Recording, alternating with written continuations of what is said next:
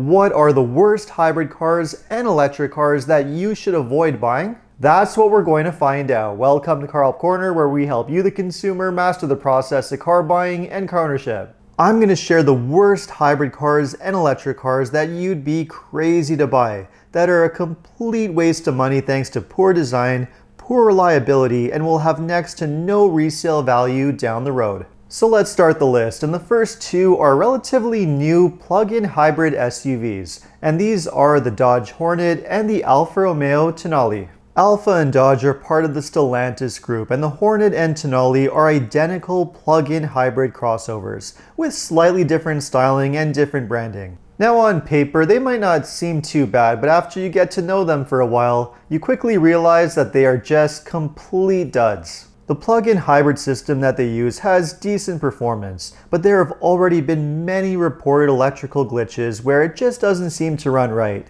And it has a tiny 1.3-liter turbo engine that has to work rather hard. Quality control and reliability have been major problems for Dodge and Alfa Romeo for quite some time, and the Hornet and Tonale just feel like overly complicated throwaway vehicles that will be a headache to own outside the warranty period. These crossovers are also surprisingly small with not much room for anything, and they are ridiculously expensive, which explains why they really aren't selling either. Bottom line, don't waste your money on these two because all you'll be doing is pouring your money down the drain. The next two vehicles I would put in the exact same category, and these are the Jeep Grand Cherokee 4xe and the Wrangler 4xe. Although completely different vehicles, both the 4xe models in the Jeep lineup use the exact same plug-in hybrid system, and it's not a very good one. Not only has it been plagued with reliability problems and recalls, some of which are incredibly serious, leading to fires and hybrid system failure,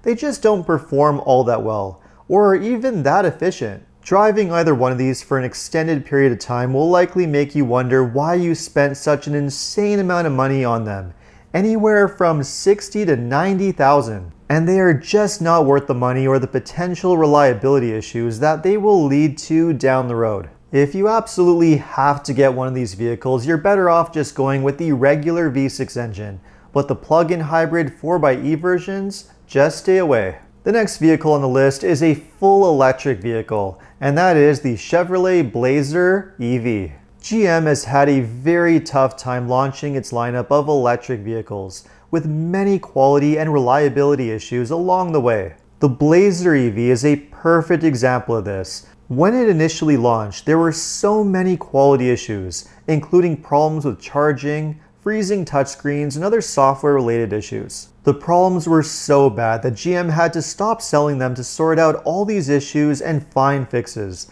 which they claim they eventually did, because the Blazer EV is now on sale again, but with a significant price cut. It is still a very expensive vehicle though for what you're getting, and it's just not worth taking a risk on it. Not until enough time has passed to have more confidence in the quality. The next vehicle is another EV crossover that I just would not bother with, and that is the Audi Q4 e-tron. This one suffers from a lot of the same issues that are plaguing many first-generation EVs. Not enough driving range, not enough value, charging concerns, a bit rough around the edges, and a high likelihood of heavy depreciation, and a general sense that you are overpaying for a vehicle that will likely be extremely outdated, if not obsolete, in a few years because the technology will have moved so far forward. The Q4 e-tron is not alone in this category, as we will see in a bit, but it is a great example of an EV that you should not be wasting your money on. For the next vehicle on the list, we're getting back to another Stellantis product, and that is the Chrysler Pacifica plug-in hybrid. The Pacifica is a popular family minivan, but the plug-in hybrid version is certainly one to avoid. This model has been plagued with constant reliability issues and major recalls, some of which are quite serious, involving the hybrid system and battery. It's no wonder Consumer Reports ranked it as the least reliable vehicle of 2024. They are a pain to repair and clearly not built to last. The pricing is ridiculously high, and if you were banking on saving money on gas, well, that likely won't happen because the V6 engine is still quite thirsty, and the EV hybrid modes are somewhat inefficient, particularly in cold weather. This one is just a total mess, so stay away. And next up, moving back to EVs, we have the Tesla Model X. Although the Tesla Model Y and Model 3 are very popular vehicles, the Model X is a bit of a forgotten member that seems to have little reason to exist anymore. It was Tesla's first attempt at a family SUV, and it wasn't a very good one, earning a reputation as Tesla's most problematic and least reliable vehicle. It is also hideously expensive, and despite several massive price cuts, Tesla is still struggling to sell them, which is why the resale value has just gone down the drain. Now, I'm not a Tesla hater, but this is a vehicle that has no reason to exist anymore,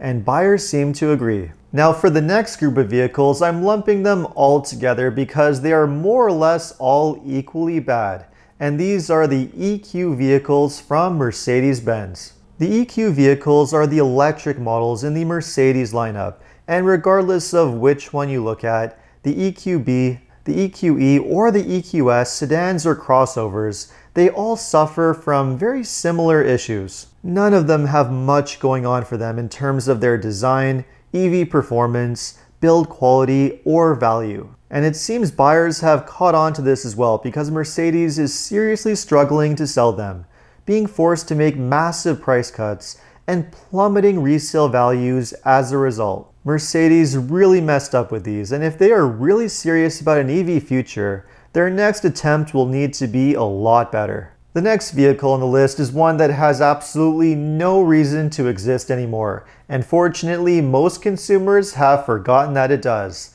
and that vehicle is the Jaguar I-Pace. The I-Pace was one of the earlier EVs to hit the market way back in 2018, which is ancient by EV standards, and it really shows because the I-Pace is now terribly outdated and at the bottom of the pack in almost every possible way. And of course, being a Jaguar, the reliability is pretty terrible, the pricing is ridiculously high, and resale value is basically non-existent. In fact, the entire Jaguar lineup is suffering from these issues, and it really is quite puzzling how they are still in existence, which is a bit sad to say for such a storied brand, but there it is. The next vehicle, on the other hand, is a relatively new one, and yet somehow it manages to be even worse, and that vehicle is the BMW XM. The more expensive a vehicle is, the higher your expectations become. So naturally, with a price tag starting around 160,000 US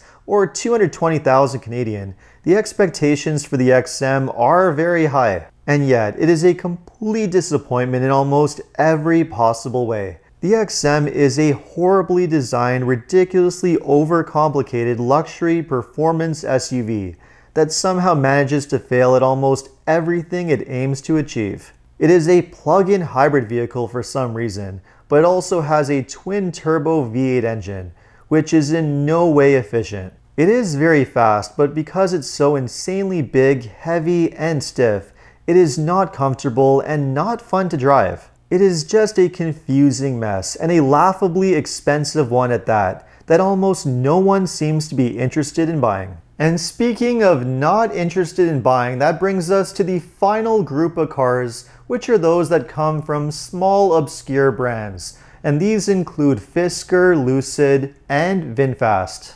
If you want to gamble with a huge sum of money on a small unknown brand that could be on the brink of collapse at any moment, just go and buy yourself any one of these EVs. You'll be getting yourself a rolling experiment loaded with issues, but one that likely won't be functional or serviceable for long because the company that made it won't even exist anymore. So you're going to be left with an expensive ornament sitting in your driveway that is pretty much worthless. Yeah, I think enough said. Now, with all that said, there are plenty of extremely well-designed hybrids, plug-in hybrids, and even a few EVs that are absolutely worth considering, that are fantastic value for money. But you have to be smart and do a lot of research to understand which are the best ones to be spending your money on, rather than spending your money on extremely expensive, relatively new vehicles that either don't have any reputation, have a poor track record for reliability, or are just so obsolete in design and technology that they're just going to be worthless in a few years. Even though electrified vehicles are the future, that certainly doesn't mean that every single one coming out is a good purchase to make. So I hope you enjoyed this video, and remember, if you liked or got value out of this video, make sure to subscribe, and you can also follow me on Instagram, or if you need any additional car buying advice, recommendations, or help with getting a great deal on your next new car purchase, make sure to visit carhelpcan.com. Thanks so much for watching, and see you next time.